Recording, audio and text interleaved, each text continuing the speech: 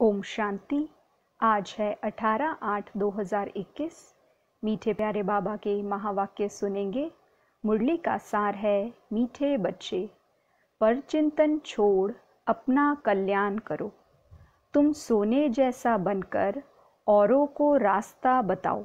मीठे बच्चे पर चिंतन छोड़ अपना कल्याण करो।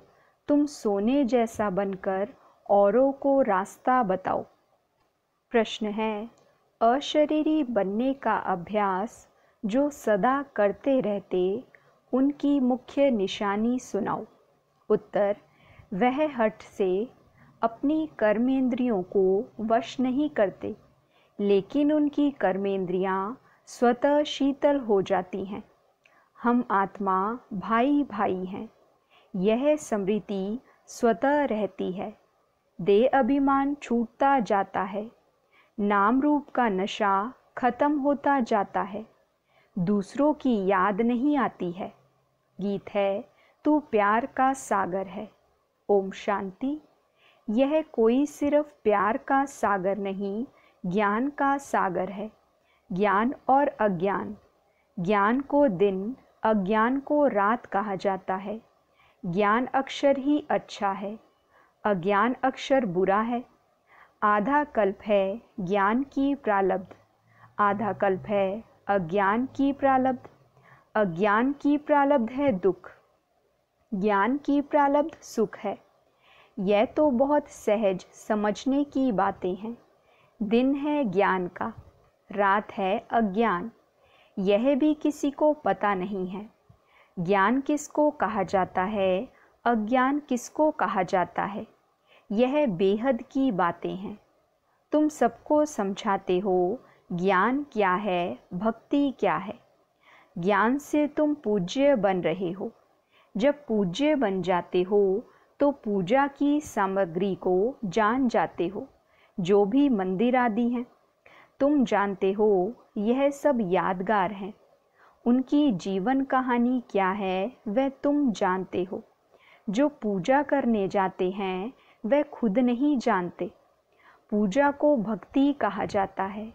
भगवान को भक्तों से मिलना है, भक्ति का फल देने के लिए। सो भगवान ही आकर पुजारी से पूज्य बनाते हैं। पूज्य सतयुग में, पुजारी कलयुग में होते हैं। तुम बच्चे जानते हो आज क्या है, कल क्या होना है। विनाश तो ज़रूर होने का है, कोई भी समय हो सकता है।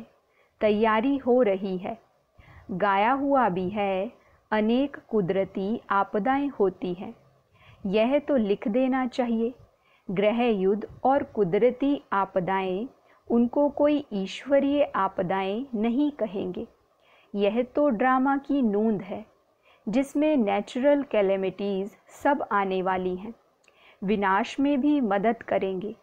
मूसलाधार बरसात पड़ेगी, भूखों मरेंगे, अर्थक्वेक आदि सब आने की है। इन द्वारा ही विनाश होने का है। बच्चे जानते हैं यह तो ज़रूर होने का है, नहीं तो सतयुग में इतने थोड़े मनुष्य कैसे होंगे।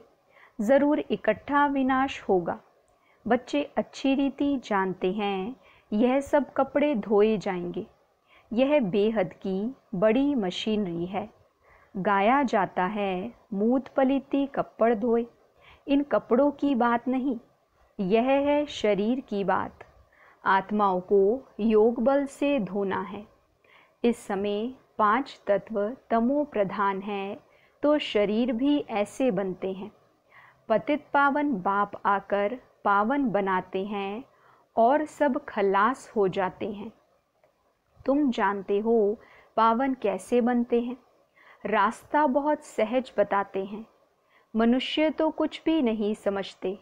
जहाँ जहाँ भक्ति यज्ञ आदि होते हैं, वहाँ जाकर समझाना चाहिए कि जिनकी तुम भक्ति करते हो, उनकी बायोग्राफी समझने से ही तुम देवता बन सकते हो। उन्होंने जीवन मुक्ति कैसे पाई, सो तो समझो, तो तुम भी जीवन मुक्ति पा सकते हो। मंदिरों में बैठ जीवन कहानी समझाने से अच्छी रीति समझेंगे। तुम भी बाप से अभी जीवन कहानी सुनते हो। तुम बच्चों को कितनी समझ मिलती है। परमपिता परमात्मा की जीवन कहानी कोई भी नहीं जानते। सर्वव्यापी कहने से जीवन कहानी थोड़े ही हो जाती है। तुम बच्चे अभी परमपिता परमात्मा की जीवन कहानी को जानते हो, यानी आदि मध्य अंत को जानते हो। इस समय को आदि कहेंगे, जबकि बाप आकर पतितों को पावन बनाते हैं। फिर मध्य में भक्ति का पाठ चलता है। बाप कहते हैं, इस समय मैं आकर स्थापना करता कराता हूँ, करन करावन हार हूँ। प्रेरणा को करना नहीं कहेंगे। बाबा आकर इनकी कर्मेंद्रियों द्वारा करते हैं। इसमें प्रेरणा की बात नहीं। करन करावन हार तो ज़रूर सम्मुख हो कराएंगे। प्रेरणा से कुछ भी नहीं हो सकता। आत्मा बिगैर शरीर कुछ भी नहीं कर सकती है। बहुत कहते हैं ईश्वर ही प्रेरणा से सब कुछ करता है। बाबा आप प्रेरणा करो, हमारे पति की बुद्धि ठीक हो जाए। बाप कहते हैं प्रेरणा की तो इसमें बात ही नहीं। फिर शिव जयंती क्यों मनाई जाती? प्रेरणा से काम हो तो फिर आए ही क्यों? एक तो ईश्वर क्या चीज़ है यह नहीं जानते। सिर्फ कह देते ईश्वर की प्रेरणा से सब कुछ होता है। निराकार प्रेरणा से कैसे करेंगे? वह तो करन करावनहार है। आकर के रास्ता बताते हैं। कर्मेंद्रियों से मुरली चलाते हैं। जब तक कर्मेंद्रियों का आधार ना लें तब तक मुरली कैसे चलाएं? ज्ञान का सागर है तो सुनाने के लिए मुख चाहिए ना। अब तुम बच्चों को सारी दुनिया के आदि मध्य अंत का पता पड़ा है, पूरी नॉलेज मिली है। समझते हैं ज्ञान भी गैर गति नहीं। ज्ञान कौन दे? अज्ञान मार्ग और ज्ञान मार्ग में फ़र्क तो देखो ना। विज्ञान भी कहते हैं अज्ञान है अंधियारा। बाकी ज्ञान और विज्ञान को हम मुक्ति जीवन मुक्ति भी कह सकते हैं। तुमको अब पावन बनने का ज्ञान मिलता है। तुम स्वदर्शन चक्रधारी बनते हो। कोई सुनेंगे तो वंडर खाएंगे, कहेंगे आत्मा ज्ञान लेती है तो आत्मा ज़रूर संस्कार ले जाएगी ना। मनुष्य से देवता बनते हो तो ज्ञान रहना चाहिए। परंतु बाप समझाते हैं यह पुरुषार्थ है प्रारब्ध के लिए। प्रारब्ध मिल गई फिर ज्ञान की क्या दरकार है? सतयुग है ही तुम बच्चों के लिए प्रारब्ध। यह बातें सुनने से ही वंडर खाएंगे। यह ज्ञान परंपरा क्यों नहीं चलता? बाप कहते हैं यह प्राय लोप हो जाता है। दिन हो गया फिर अज्ञान तो है नहीं जो ज्ञान की दरकार रहे। यह भी समझने समझाने की बातें हैं। फट से कोई समझ नहीं सकते। शिव बाबा भारत में ही आते हैं, बच्चों के लिए सौगात ले आते हैं, भक्ति का फल देने लिए। भक्ति के बाद है सद्गति। यह विनाश भी होगा ज़रूर। आसार खड़े हैं। तुम सुनते रहेंगे। चिंगारी लगती है तो 1-2 घंटे में सारा मकान जलकर भस्म हो जाता है। यह कोई नई बात नहीं है। विनाश तो होना ज़रूर है। सतयुग में होते ही हैं थोड़े मनुष्य श्रेष्ठाचारी। तो श्रेष्ठाचारी बनने में कितनी मेहनत लगती है। माया नाक से एकदम पकड़ लेती है। ऐसे गिरने वालों को चोट बहुत लगती है, टाइम लग जाता है। बड़े ते बड़ी चोट है काम विकार की। इसलिए कहा जाता है काम महाशत्रु है। यही पतित बनाते हैं। झगड़ा होता ही है विकार पर। विकार के लिए नहीं छोड़ेंगे तो ज़रूर कहेंगे इससे तो बर्तन साफ करें वो अच्छा है। झाड़ू पोछा लगाएंगी परंतु पवित्र रहेंगी। इसमें हिम्मत बहुत चाहिए। जब कोई बाप की शरण में आते हैं तो फिर माया भी लड़ना शुरू करती है। 5 विकारों की बीमारी और ही अधिक उथल खाती है। पहले तो पक्का निश्चय बुद्धि होना चाहिए। जीते जी मरे हुए हैं, यहाँ से लंगर उठा लिया है। कलयुगी विकारी किनारा तुमने छोड़ दिया है। अब हम यात्रा पर जा रहे हैं, हम अशरीरी हो अपने घर जाते हैं। आत्मा को यह ज्ञान है कि हम एक शरीर छोड़ दूसरे में जाएंगे।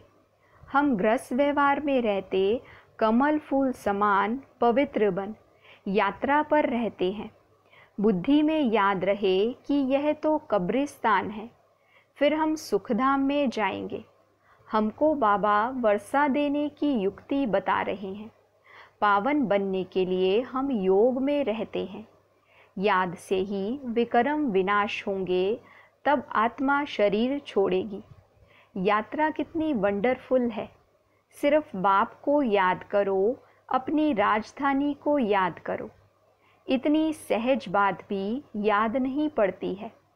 अल्फ को याद करो बस। परंतु माया वह भी याद करने नहीं देती, मेहनत लगती है। आत्मा को ज्ञान मिला है, हमारा बाबा आया हुआ है। आत्मा पढ़ती है ना। आत्मा शरीर द्वारा जन्म लेती है। आत्मा भाई भाई है। देह अभिमान में आने से फिर अनेक संबंध हो जाते हैं। यहाँ तुम भाई बहन हो गए। आपस में भाई भाई भी हो, बहन भाई भी हो। प्रवृत्ति मार्ग है ना, दोनों को वर्षा चाहिए। आत्मा ही पुरुषार्थ करती है। अपने को आत्मा समझना है, यही मेहनत है। देह अभिमान ना रहे।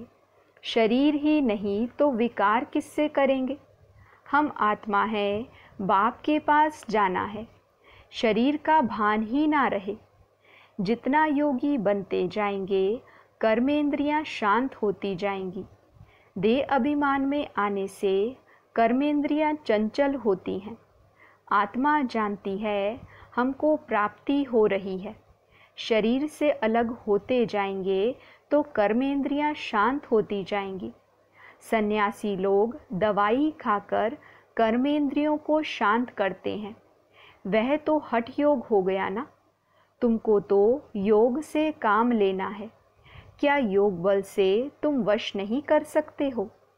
जितना आत्म अभिमानी होते जाएंगे तो कर्मेंद्रियां शांत हो जाएंगी। बड़ी मेहनत करनी पड़ती है। प्राप्ति तो बहुत ऊंच है ना। बाप कहते हैं योग बल से तुम विश्व के मालिक बनते हो।